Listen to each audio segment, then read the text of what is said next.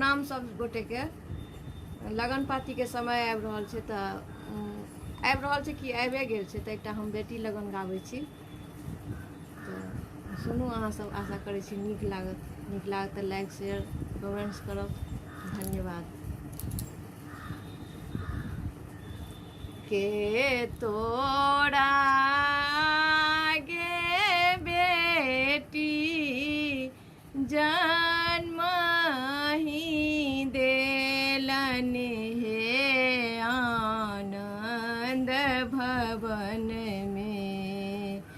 के तोरा गे बेटी जन्म ही देलन हे आनंद भवन में।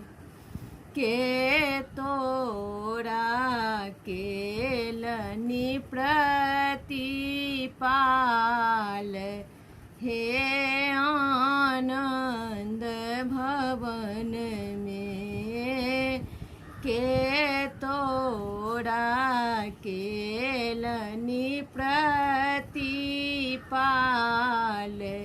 हे आनंद भवन में।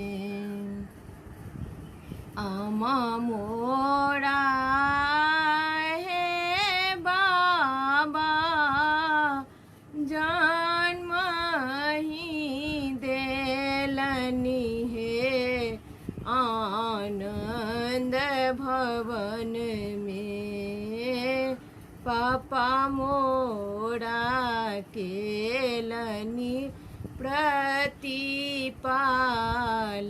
हे आनंद भवन में। पापा मोरा केलनि प्रतिपाल हे आनंद भवन में। के तोरा गे बेटी पढ़ौलनि लिखौलनि हे आनंद भवन में। के तोरा केलनि कन्यादान हे आनंद भवन में।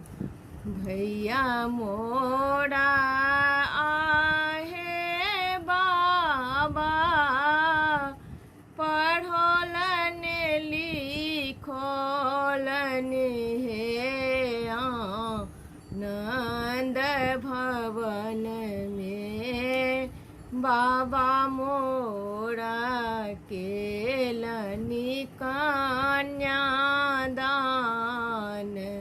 हे आनंद भवन में। बाबा मोरा केलनि कन्यादान